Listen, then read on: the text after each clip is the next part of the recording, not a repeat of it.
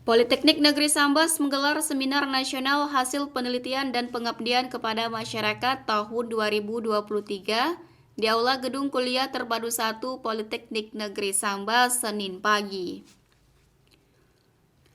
Ada 17 tujuan utama Sustainable Development Goal, salah satunya adalah isu penanggulangan kemiskinan dan kelaparan.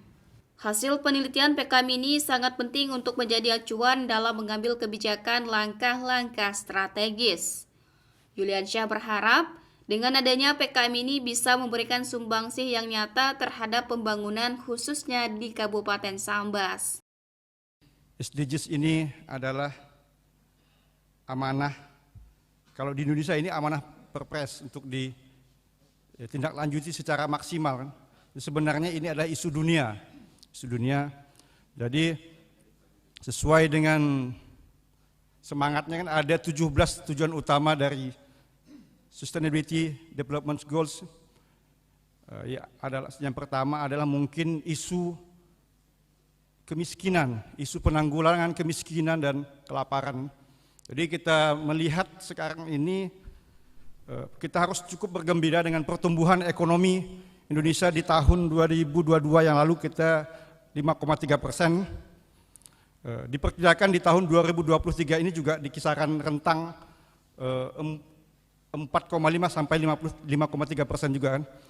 Sebenarnya secara pertumbuhan ekonomi ini cukup menggembirakan.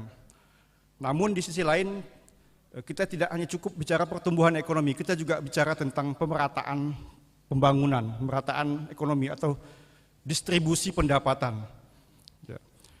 Apakah pertumbuhan ekonomi ini berdampak terhadap kesejahteraan? Ini yang menjadi tantangan kita semua kan. Hasil-hasil penelitian dan PKM ini menjadi penting untuk menjadi acuan dalam mengambil kebijakan.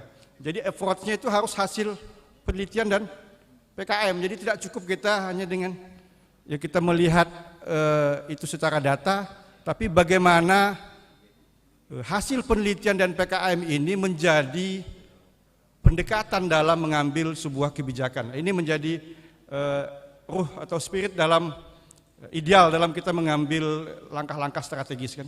Jadi kalau kita ingin SDGs ini berhasil ini target kita tercapai tidak hanya secara kuantitas tapi juga kualitas.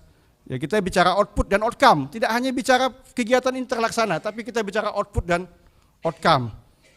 Dampak yang dirasakan langsung oleh masyarakat ini seperti apa dari kegiatan-kegiatan yang kita lakukan.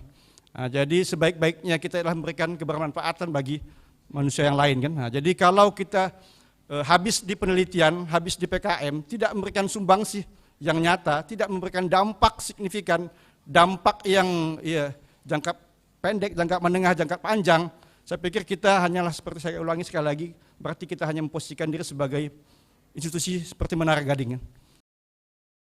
Kegiatan dilanjutkan dengan penyampaian materi seminar oleh Teti Armiati Argo dan Yuditia Ratih selaku tim ahli SDGs serta sesi tanya jawab. CSM TV madahkannya.